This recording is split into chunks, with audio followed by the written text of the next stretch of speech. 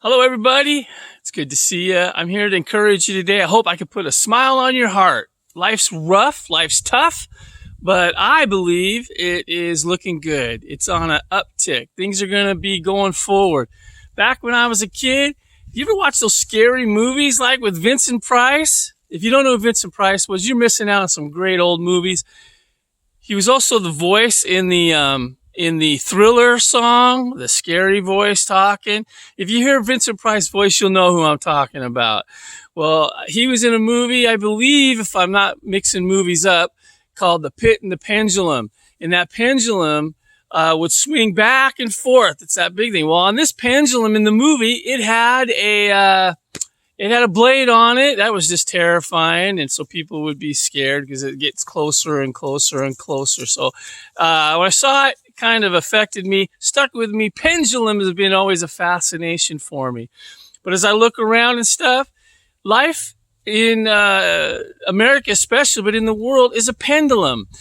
You're going to go through some rough times, and it's going to swing back. You're going to see life and society go through some really rough times, making some terrible decisions, and then it's going to swing back. It doesn't stay the same. And there's going to be good things going on in the future. The things that you don't like, if it's a period of time that you don't like, just wait. It'll swing back. Sure, make good decisions, prepare, do what you got to do. But we can't be people who are freaking out all the time and thinking, the world's coming to an end and be in total panic mode all the time. It's not good for your health. You weren't meant to have all that type of energy flowing through you all the time. We're supposed to be people of hope, and it's important. And I think there's a lot of reason for hope. And I'm going to tell you today a great story that has encouraged me that you might not find easily because you've been watching all this shows and all the news that are rough and upsetting. Well, anyway, I just want to show you my house, too, that I'm remodeling. You guys might have saw a glimpse of it when I showed it to you earlier. We're getting started. But first off, I want to tell you about my joy of living down south. Down south, you know what the darndest thing is that's affecting me? You think it might be the water moccasin or the alligators and all that kind of stuff. Yeah, maybe, sure, it wouldn't be fun to run into any of those, and we're trying to be careful. But you know who gets me the most down here? Those stinking fire ants. Man, if you haven't been attacked by a fire ant, you don't know what you're missing.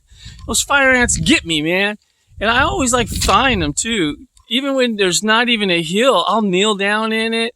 Then, like yesterday, they were underneath this log I was throwing into the fire, and they're everywhere. I have these beautiful legs. I'm telling you, I owe it to the world, especially you ladies out there, to wear shorts because I got these beautiful legs. Remember, I'm trying to put a smile on your heart. So I owe it to the ladies to let them see these beautiful legs. Well, right now, it isn't worth it because of those stinking fire ants. They get you. Then they got me on the hand. So it starts off, it kind of hurts. Then after a couple of days, it turns into these little pustules. They're almost kind of like if you didn't know what you were looking for, you're like, are those monkeypox? Monkeypox. See, they want you to be afraid of that too. And that's a whole nother story, what's coming down. But yeah, that wasn't much fun to get bit by those ants. And, I just hate it and stuff. And, yeah. Hey, you know what the bartender said when, the COVID disease, Ebola, and the monkeypox walked into a bar? Bartender said, "What is this, some kind of sick joke?" Oh man, this guy had the monkeypox and he went into his doctor and he said, "Doctor, can you cure me of my monkeypox?" And the doctor says, "Hey, I don't want to make any rash promises." Do you know what you got when you got the vaccine for both, what's that pox? Monkeypox and the other pox. I can't think of it. Monkeypox and the other pox. I can't think of it. You know what you got? You got Tupac Secure. That's right. What's the other pox thing that we used to? Monkeypox and smallpox. That's it. That's it. You know what you got when you get the vaccine for both smallpox and monkeypox? Tupac secure. Yeah. That's one of the reasons I didn't go on the comedy tour, but hopefully it made you smile a little bit. I'm going to show you around a little bit before I tell you my great story, because it's worth it. I thought I could turn this around. Oh, that's not how you turn it around. How do I film the other direction? Well, I don't know how to do it. I'll have to just turn it around, I guess. I didn't even know I could do it. Hopefully you get a halfway decent picture. I'll try to see what you're looking at and do it as a selfie stick. I don't know why it doesn't turn around. Anyway, remember me talking to you and showing you guys my electrical box? It's now upgraded now, brand new. It's a 200 amp system. Got it in. The guy said I did okay with it. Used to be in that old telephone pole right there, and I took it off that telephone pole. I bet you that wasn't even 100 amps in there, but now it's the real deal, and it's all hooked up and everything. They were out here. Whew, I almost dropped it.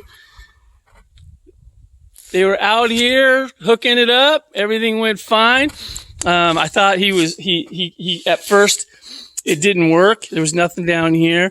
And he went over to the telephone pole across the road and found out that there's I didn't even know this, there's an on-off switch. I thought they were I didn't know what I thought those things were up there. Well, he pushed it up, and it was supposed to start up the electricity. We came back, and it still didn't work. And I thought, both times I'm like totally panicking, like, oh my gosh, I blew it. I did it wrong. But I felt like I was really good at it. And then he goes, oh no, it's the meter. The meter's broke. So he changed the meter out. It took off. It's doing good. So here is the first stage I'm working on. I've gutted it out a little bit. I got to finish tearing it down. This is it really wasn't finished. It was more like a screened in room, and but I'm going to turn it into a living room area, and we're going to try to do it fast, and I'll tell you why later, but hopefully we can get it up and running. Over here in this side, we're hoping to put in a bathroom, a shower, washers and dryers, utility area, and a door outside where we can bring dogs and us coming in from working with the animals or whatever and take a quick shower. And we got our work cut out for us, that's for sure. These walls are coming down today, and then I'm taking the roof off and put a new roof on. This wafer OSB board is just too soft and nasty, and then we'll start refinishing it for good. So say a prayer for me. It should be pretty fascinating. I'm glad I got to show you that electrical work, and I really tried to be really careful with it. And people get hurt with electricity, so I wanted to be really careful, which brings me to, I hope, your encouraging story of the day that gets you pumped up, inspired, because there's inspiring stories out there. Today I want to tell you about a guy that I really respect. His name is Michael Davenport. Michael Davenport, when he was 13 years old, had an electrical accident. That's one of the reasons why I try to be really careful, because of Michael's story. When Michael got hit with that electricity, it ended up costing his arms. They had to cut him off at the shoulders. Of course, he was despondent, wondering what life had for him. He's only 13 years old. But through the encouragement of his grandpa, telling him life's not over, don't give up, why waste your time just laying around feeling like life is over? Get out there and do something. Well, it took a couple of years for him to get back on his feet, thinking about doing anything. And what he did is he signed up for an art class, and he started painting with his mouth. And found out that he's really good at it, and he could paint now in pretty much anything that he sets his mind to. Now, what his favorite thing is, and how Michael even earns his money, is he is in, what is it, Athens, where it's Georgia, where the Bulldogs are. Anyway, he's out there and he paints mostly Bulldog themed paintings for everybody. He's usually out in front of the Bulldogs game painting something. He's around town and they call him the Armless Artist. And he's a real inspiration to everybody who talks to him. And of course, he gives his grandpa credit, but then he also talks about how God, just remind him he's not over. Life's not over. Keep moving forward, that God has a plan for him, is going to help him through these tough times. And, you know, I would be inspired by Michael, just with his story and his overcoming abilities. But then I hear about his faith in God and his whole story. And I just find it inspiring. And, when we go through hard times, you know, we got to remember, Michael's just told us not to it doesn't do any good to get so depressed that you just lay on your bed, want life to end, don't want to handle your problems, you just want it over. I know a lot of people who are even Christians who just want Jesus to come back because they don't want to face all that life has.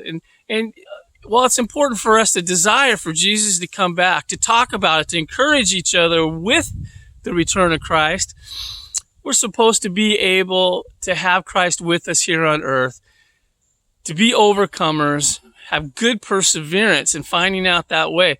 Michael put his faith in God, that God had a purpose for him. He's inspired me. I hope he inspires you. Don't give up. And let's face our problems head on. And there's going to be a lot of people who are telling us that life's terrible, life's coming to an end, and look at his circumstances. Those are pretty bad circumstances, and actually, as an adult, not too long ago, he even got he's been attacked twice, and some other financial hardships have happened to Michael, and he still keeps on going. I wish Michael I could spend more time with. I spend any time with him. He seems like a guy that would be an inspiration to me. And I hope he's an inspiration to you. And a couple of things, too. His grandfather encouraged him. Guys, we have got to be positive people. We cannot.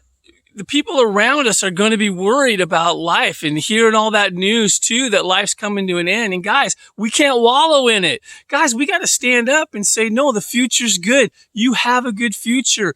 We can fight through this. We can be overcomers. Guys, we cannot be wallowers, and we cannot be doomsday people all the time. Sure, as guys, we're supposed to be warned, people, help people prepare for times, but you could be preparing for a flood or a famine or an earthquake, which makes more sense. They've happened more often for us than some of the stuff that what's motivating us to prepare for. And there's way too many guys that are just want to panic, and that's not good. So we got to be like Michael Davenport's grandpa that says, hey, we can do this. We can persevere. Let's move forward. And I want to be like that. And between his grandpa and Michael Davenport, I'm encouraged. I hope you are too. And for more encouraging stories, keep watching, subscribe, get on in on it. I want to try to figure out ways to put a smile on your heart and help you get through all these challenges that we're facing, because it's actually pretty good. And the pendulum's going to swing back. It's in your life, our country's life. It always swings. That's what's happening. That's it. And I'll even prove it to you in further videos. You guys take care, man.